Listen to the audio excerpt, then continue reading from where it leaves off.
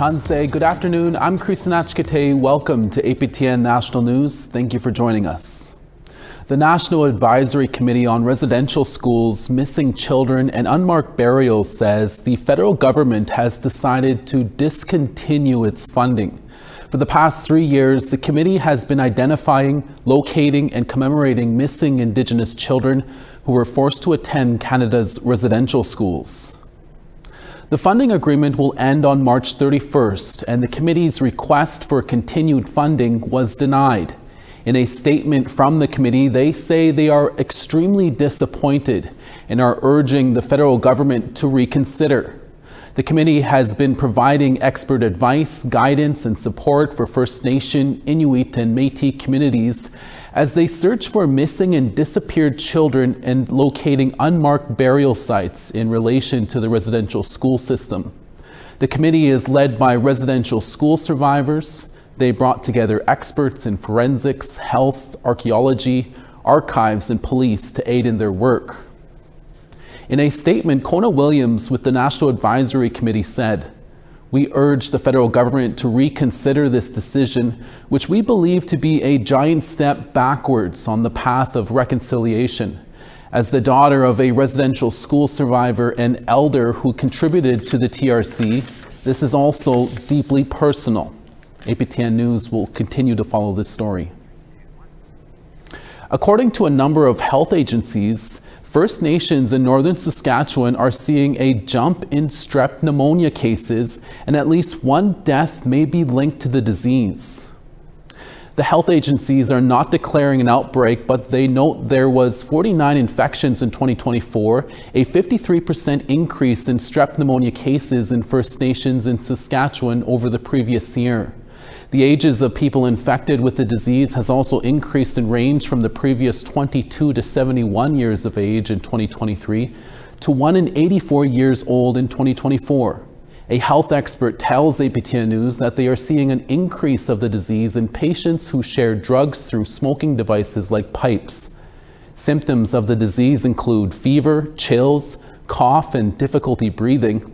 Doctors recommend that if you do have symptoms, seek medical help immediately and practice good hygiene like hand washing and wearing a face mask. You can read more about this story from our web reporter, Leanne Sanders, who will be going over to our website at www.aptnnews.ca. Canada's 3 northern premiers say it's a critical time for the North as the country faces rising political tensions and tariff threats with the United States. Premiers Ranj Pillai, R.J. Simpson, and P.J. Akiawak participated in a panel hosted by the Canada Institute and the Polar Institute in Washington, D.C. on Thursday. Much of the discussion focused on opportunities for Arctic collaboration between Northern Canada and the U.S. The Premier said Canada's north is unique because of its large landmass, abundance of critical minerals, and strategic location in matters of Arctic security. They also said there needs to be more investments in the north from Canada and the U.S. so the true potential of the region can be fully unlocked. We're happy the rest of North America is now also talking about this, because we've been talking about infrastructure, critical minerals, Arctic security for many years, and the rest of the world has finally caught up given what has happened. Hopefully not too little too late. Hopefully it's right on time, and we can move forward together. All 13 of Canada's premiers traveled to Washington Wednesday in an effort to thwart President Trump from imposing tariffs on Canadian goods. Saskatchewan RCMP is asking for the public's help in locating a woman after she went missing following an armed robbery in North Battleford. The incident happened this morning at around 5 a.m. RCMP say an adult male armed with a firearm approached a vehicle with 2 adult females inside. The man threatened the women and stole the vehicle. One of the females, 33-year-old Liana Frenchman, was reportedly still inside the vehicle, and police have yet to locate her. Police say the man and the woman are not known to each other. The man was last seen driving in North Battleford in a red 2007 Pontiac Grand Prix, a car similar to the picture here, with Saskatchewan license plate 186 NSA. Leanna Frenchman is 5'6", 105 pounds. She has brown eyes and brown hair. RCMP says they are working on finding a newer picture of Frenchman, as her current description does not match the picture submitted here. Anyone with information on this incident is asked to contact RCMP or Crime Stoppers at 1-800-222-8477. A video posted on social media and then quickly deleted recently sparked outrage. It shows an Alberta RCMP officer in the Cold Lake area punching an Indigenous woman in the face while she is on the ground during an arrest. APTN's Chris Stewart has more in this report. Somebody. Hey! Don't you touch me or you're going getting arrested too. Whoa! Whoa! On Sunday, January 5th at around 3:49 p.m., Cold Lake RCMP said they were attempting to arrest a woman after she went 79 kilometers over the speed limit. The woman in the video, who asked not to be identified, was on the ground when she lifted an arm towards the officer. He then responded by punching her in the nose. Due to the graphic nature of the video, APTN News is not showing you the video of her bloodied face. The RCMP K Division in Alberta responded to APTN's news in a statement, which read in part that the woman was stopped after she was speeding, going 179 kilometers an hour in a 100-kilometer speed zone. And once she was pulled over, the RCMP says she resisted arrest and grabbed the officer repeatedly and did not listen to lawful commands, resulting in the officer striking her. The woman now has 4 pending charges, including flight from police, assaulting and resisting a police officer, and failing a roadside impairment test. The woman in the video told APTN News that the officer used excessive force against her, including the use of a taser, which was ineffective. She said she was scared for her safety, adding that her family member was shot and killed by the RCMP just last December. An RCMP spokesperson added, "While we never want incidents to escalate to a point in which altercations occur, de-escalation techniques are a necessity of our job." Chris Stewart, APTN National News, Edmonton. The Assembly of Manitoba Chiefs says there are systemic failures in Manitoba's healthcare and social services system that are having a detrimental impact on First Nation children. At a news conference this week, the Assembly was joined by councillors from the Norway House Cree Nation in northern Manitoba and members of the Albert family who attempted to receive supports for one of their loved ones. Susan Albert says her niece was sent to the Manitoba Adolescent Treatment Center in Winnipeg for help after experiencing a psychotic episode. But Albert says her niece was never properly diagnosed and was sent home without supports after living at the MATC for 6 months. We, the family, are seriously concerned about the systematic failures our loved one has experienced while under the care of Manitoba Adolescent Treatment Center, also known as MATC. Sex Plus Week is recognized in Canada from February 10th to the 16th, where sexual health and safe practices are brought to the public eye to combat the spread of sexually transmitted infections and unwanted pregnancies. Although Canada as a whole has seen a rise in documented STI cases, one region stands out among the rest. The Northwest Territories has seen an ongoing syphilis outbreak, where rates increased by 253% between January 2019 and April of 2022, making it the highest growing rate in Canada in those years. The Northwest Territories Health and Social Services Authority says if you have been exposed to syphilis, visit the temporary STI clinic in Yellowknife to get tested immediately, or go to your local healthcare center. The health authority strongly advises sexually active people to use condoms, limit and know your sexual partners, and to always get tested, especially after every new sexual partner, in order to stay STI free. For more information, call the NTHSSA's 24/7 medical advice hotline at 811 or visit their website at nthssa.ca. Numerous people and language speakers gathered in Saskatoon this week to help preserve Indigenous languages. I encourage young people to go to ceremonies. I encourage young people to go to powwows and start hearing in people speaking the language. Ask questions, ask many questions. There's no wrong answers and there's no wrong questions. And so It's, at the end of the day, I hope that the language, as it was spoken for countless centuries on our lands, is spoken again by future generations. The 19th annual First Nations Language Keepers Gathering is a two-day event hosted by the Saskatchewan Indigenous Cultural Centre. It features keynote speakers, panels, and discussions about the preservation and revitalization of the First Nation languages spoken in Saskatchewan, including Plains Cree, Swampy Cree, Woodland Cree, Lakota, Nakota, and Dakota, along with Saulteaux and Dene. One Indigenous teacher believes while knowledge keepers and elders possess the ability to speak those languages and are willing to pass it on, there are also needs to be knowledge seekers as well. Organizers encourage young people to participate in ceremonies with an open mind. Film production lessons are being offered in Northern Ontario, and this week's Juno nominations are in. Those stories and more when we're back in about 3 minutes. Stay with us.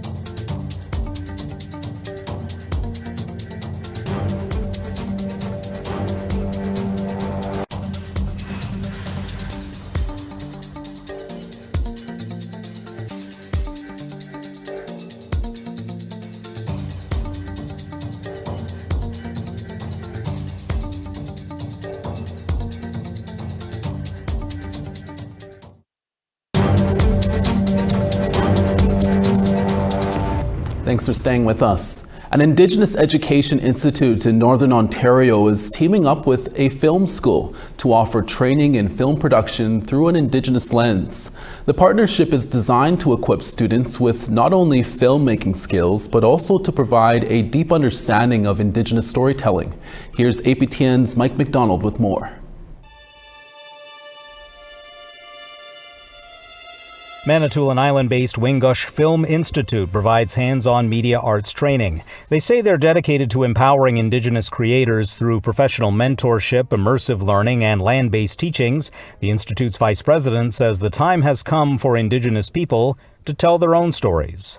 I think in recent years, a lot of Indigenous stories have been diluted. What with the rise of what people are calling pretendians, sort of telling that sort of washed down, watered down stories of Indigenous culture and Indigenous history. And it's important to put the tools into people who have actually have that lived experience, rather than having a romanticized idea of the experience. Wingushk is offering its short film production certificate program through a partnership with Sault Ste. Marie-based Shingwak Kinumagégamig, which currently offers courses in Anishinaabe-Moen and Anishinaabe Studies. Officials here say a film production course fits in nicely with current programming. It's actually bridging our past and our future. Storytelling has always been a very important part of who we are as Anishinaabe people. That's how knowledge is transferred. That's how we relate to each other. It's community building.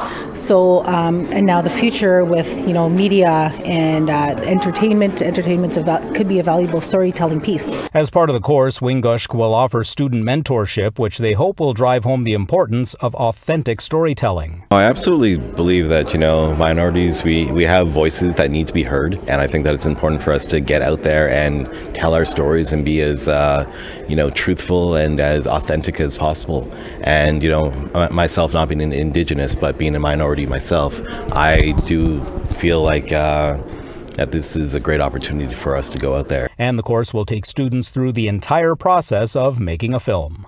Screenwriting, producing, directing, production, editing, and marketing your film. So it takes you through the entire process, start to finish, of how a film gets made and how a film gets sold, which is something that's rarely ever tapped into.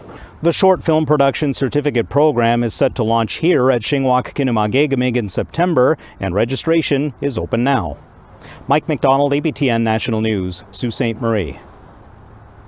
This year's batch of Juno Award nominees were announced earlier this week. The A-list includes some of Canada's most successful musicians, including a number of new and current Indigenous artists. APTN's Veronica Blackhawk has more.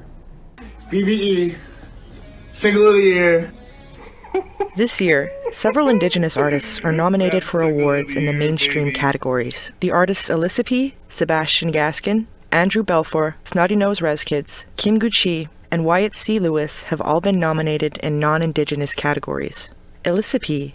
for Album of the Year and Adult Alternative Album of the Year on Invictus.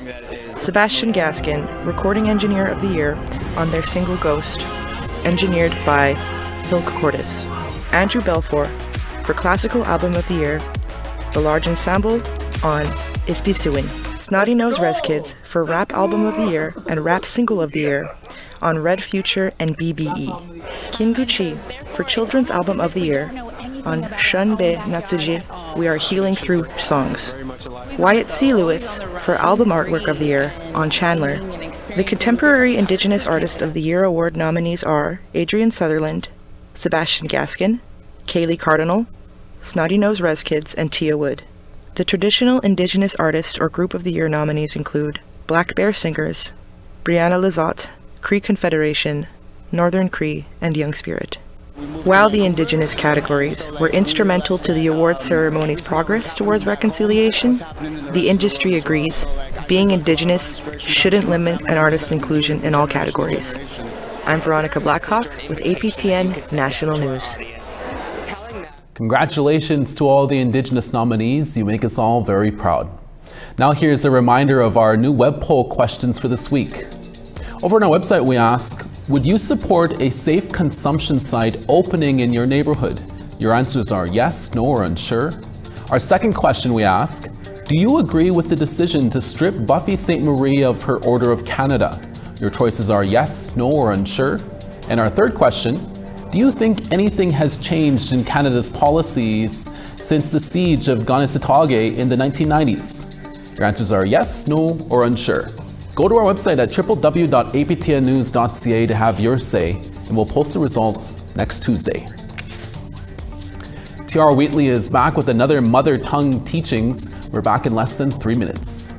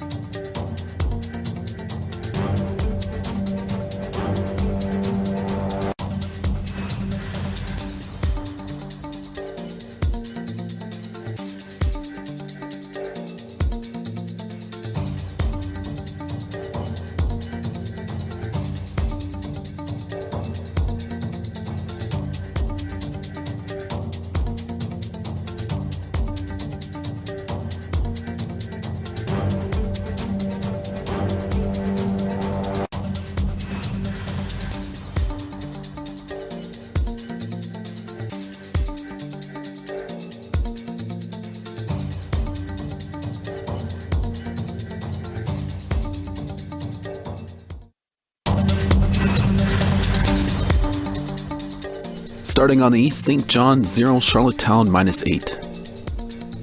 Cartwright -11, La Grande River -20. Quebec City -11, Montreal -10. London and Sun -7, Toronto -6. Sudbury -13, Sioux Lookout -22. Churchill -34, Thompson -32. -31 in Princess Harbour, Dauphin -27. -30 in Yorkton, Regina -25. -41 in Uranium City, Buffalo Narrows -35. -22 in Peace River, High Level -23. -18 in Lethbridge, Medicine Hat, same temperature. Kamloops -2, Quesnel -11. Sand Spit 3, Smithers -10. Dawson -10, Mayo -14. -27 in Wrigley, Norman Wells -24. Fort McPherson -28, Colville Lake, Sun and -31. Cambridge Bay -26, Baker Lake -33. And Resolute -12, Iqaluit -18. With the 2025 Invictus Games in BC in full swing, APTN's Tina House has been following along and was recently joined by the 2024 Olympic silver medalists in Rugby Sevens, Shea Valenzuela, to speak more about the event that is taking place in Vancouver. Tina? Thank you. We're here at the Invictus Games, and joining me today is somebody who knows a little bit about sports, Shea Valenzuela. Thank you for joining us. Thank you for having me. Tell me a little bit about yourself. I'm Shea Valenzuela. I grew up in Abbotsford, BC. I'm from the Nulchinal tribe in Port Alberni. I'm the first Indigenous woman to win a silver medal for Rugby Sevens at the Paris 2024 Games. Wow, congratulations. What was that moment like, getting that silver medal? It was surreal. We worked so hard for the last 4 years to get there and had to overcome so many barriers to be there. So it was just surreal and just so grateful that I had the opportunity to go there and stand on the podium with my team. And here you are cheering on Team Canada here at Invictus. What's it like to see all these incredible war vets from around the world participating in sport? It's inspiring. They are heroes. The amount of resilience they show is inspiring to us, and we're just super grateful to be able to watch them in person and support other rugby athletes. Okay, now rugby is a tough sport from what I've seen. How did you get into that? I started with soccer and wrestling, and when I found rugby, I was like, this is the best of both worlds. So I fell in love, and I've been playing ever since. Okay, take me to that moment when you're on the field with your teammates, the score is tight, and you want to win. Where do you go in your mind to get to that headset to get into win? I think the biggest thing is I don't want to let down my teammates. I'm repping the jersey. I don't want to let down my country, and you just have so much pride and you have so much trust with your teammates on the field. So it just really motivates you to push hard and get in that dark place and don't give up, and you got to win. And what's it like seeing all these war vets here doing their best on their healing journey? Yeah, I think it's very, very similar resilience that you have to show in training every single day. And I think what they've gone through and the strength they've shown, I think it can inspire the entire world. And I think more people need to look at them and be in awe and how amazing, inspiring that they are. So. And do you have some words of encouragement to Indigenous youth that are interested in getting into sport and to be at your level? Yeah, I'd say, follow your passions. I mean, there's going to be barriers and there's going to be things you have to overcome to face it, but if you trust yourself and you back yourself throughout the process, you will get there. Be kind to yourself throughout that process, because it is not a linear journey, and you just have to back yourself and go for it. Amazing. Shea, thank you for taking the time to join us. We're so proud of you. Congratulations. Thank you. Back to you in studio. Thank you, Tina and Shea. It's time now to take you to the roots of Indigenous languages with mother tongue teachings here on the Nooncast. All month long, we are bringing you phrases of the day for I Love to Read Month. For today's special Valentine's Day segment, APTN's T.R. Wheatley and Veronica Blackhawk bring you this Swampy Cree teaching.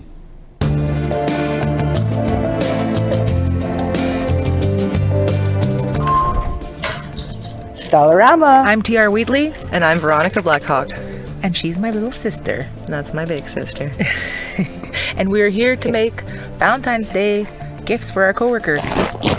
Real Indigenous. Sagituin. Loosely translated, a couple times, loving or caring for someone. So I learned the teaching from my grandma, a word for Happy Valentine's Day. Of course, she had to go all elder on me. But she said that's a colonizing holiday. Which, true, it is. Normally, for a day, you usually say something like Mino Gisagaw. That's a good day. Do I say Mino Sagituin Gisagaw? And she said, you can, but it's kind of redundant. In the Cree language, Sagituin kind of stands on its own. Being, like it has its own, I don't know if heartbeat, but to a Cree person, when you say that word, it just embodies so much. She's like, but the most English way I could describe it to you, and that's why I said loosely translated, it's either loving someone or caring for someone. Sag, e, do, win. Don't come at me for the spelling. This is how I remember how it's spelled. We'll start over here. Hey, Jess. Hey. Word of the day, Sagituin. So, Sagituin. Sagituin. Both me and Veronica. Oh, good. That's awesome. Thank you. Happy Valentine's Day. Happy Valentine's Day. Sagituin. Sagituin. Sagituin. Sagituin. Sagituin. And lightly translated in Cree, you're loving or caring for someone. I just want to say I appreciate you. Aww.